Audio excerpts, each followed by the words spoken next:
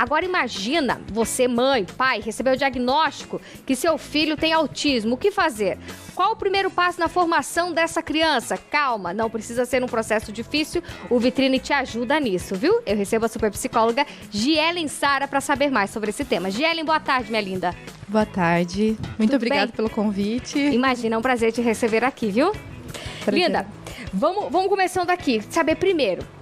Quem não tem informação correta, pode ser um susto, né? Receber o diagnóstico ali de autismo. Mas o que fazer para essa informação, ao invés de ser um susto, você conseguir levar de uma forma mais leve? Quais seriam os primeiros passos?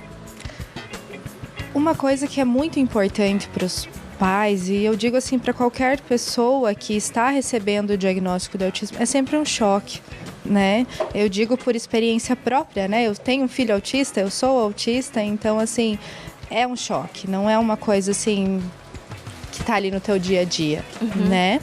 Mas é sempre importante a gente pensar, a gente nasce com o autismo. Então aqueles comportamentos, aquele problema sensorial, toda aquela questão que te fez levar ao médico, que te fez chegar ao diagnóstico, sempre esteve presente, né? Então, o autismo ele não é uma sentença. E é bom a gente entender e ter isso na nossa mente, que ele sempre esteve ali, né? Então, o que a gente precisa fazer a partir de agora? Agora que eu sei o que é, agora que eu sei os problemas, né? Que eu tenho as dificuldades, os prejuízos que a gente chama, né? Eu preciso olhar para esses prejuízos e tratar esses prejuízos, né? E a gente tem o quê? Diferentes graus de autismo, é isso? Quais são eles? A gente tem o nível de suporte 1, o nível de suporte 2 e o nível de suporte 3. Como já diz no começo, o nível de suporte, né? O quanto de suporte eu preciso para evoluir, para que eu tenha uma boa qualidade de vida, né? Para que eu tenha uma vida mais tranquila, digamos assim. Né? Então, o nível de suporte 1 ali, ele vai ter um pouquinho menos de suporte, o 2 vai ter um suporte mais razoável, né? E o 3, um suporte mais, num nível mais elevado, digamos assim, com muito mais profissionais, né? Quando a gente fala em suporte, a gente está falando tanto de profissionais, quanto o suporte dentro da própria casa, né? Muitas famílias pensam, mas é o quanto de suporte eu preciso dos profissionais. Não, é o suporte em casa também. Sim. O quanto essa criança, esse adulto, esse adolescente precisa de suporte. Com certeza. E como que é fechado o diagnóstico, por exemplo? Já é como quando criança ou não? Para eu saber se é um suporte 1, 2 ou 3, como que é fechado esse diagnóstico?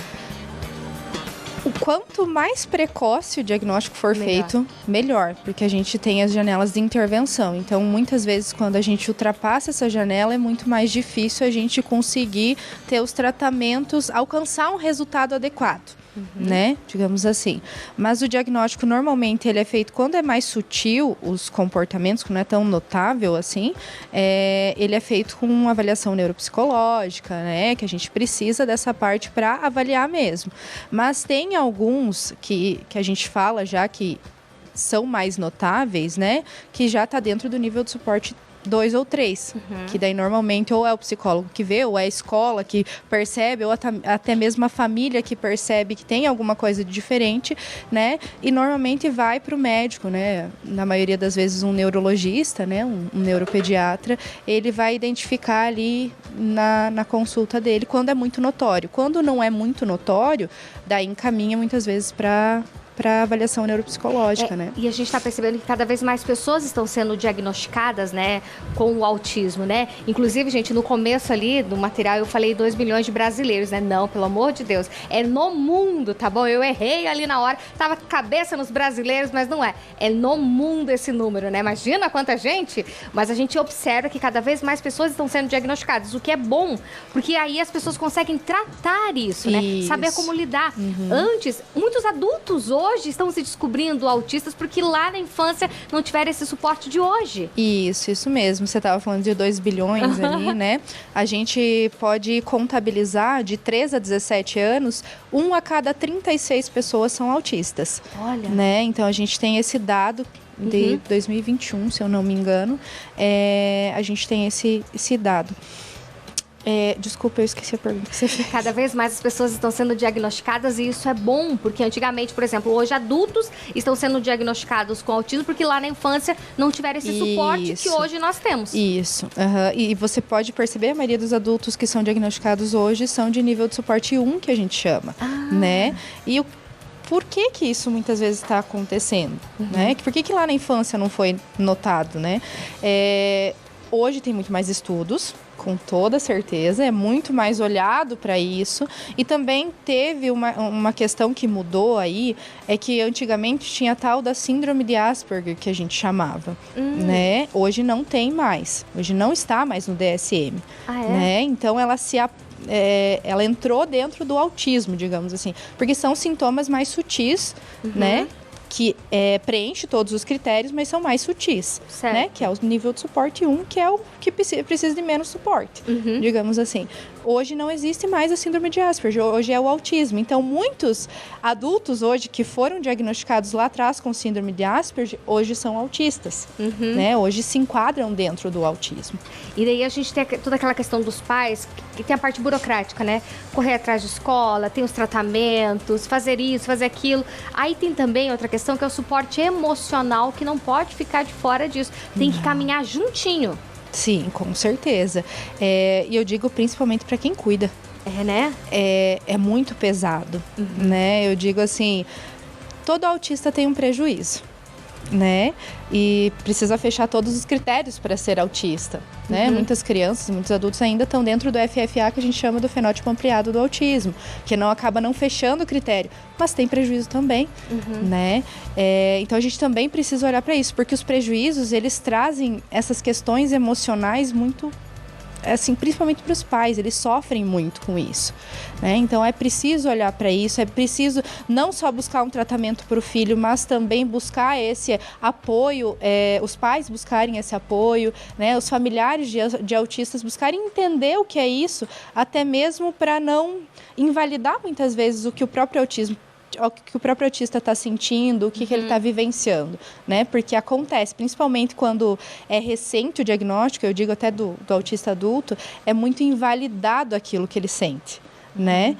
Tanto que logo depois que eu tive o meu diagnóstico, me falaram assim, nossa, parece que você está mais autista que o normal.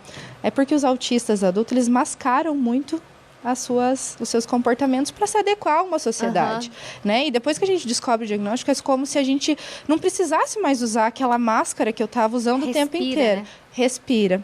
Porque, assim, a sobrecarga que a gente carrega é muito grande por conta do mascaramento. E muitas vezes isso é invalidado.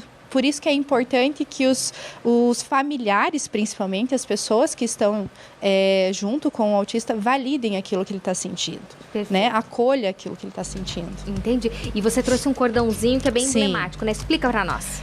Esse cordão aqui, ele é o cordão de girassol que a gente chama, né? Esse cordão, ele abrange todas as deficiências ocultas. Então, quais são essas deficiências ocultas? Autismo, esclerose múltipla, a falta de visão, a surdez, né? São deficiências que não são vistas a olho nu, digamos. A gente olha para a pessoa, a gente sabe, não consegue identificar uma deficiência. Então, ele serve para identificar as pessoas. Ele não exclui o documento comprobatório, né? Mas eu uso ele, né, por conta do autismo, mas o autista também tem outro cordão, que é o cordão de quebra-cabeça, né? Então, a gente também usa o cordão de quebra-cabeça, que é específico do autista. Perfeito, Gelen. Muitíssimo obrigada pela sua presença. Eu que agradeço. Passa o seu Instagram pro pessoal te seguir também lá e ter mais informações sobre o assunto. Tá certo. O meu Instagram, então, é @psi.gielensara. Lá tem muita informação. Sigam lá que vocês vão gostar. Perfeito. Obrigado mais uma vez, minha linda. E Eu até que agradeço. a próxima.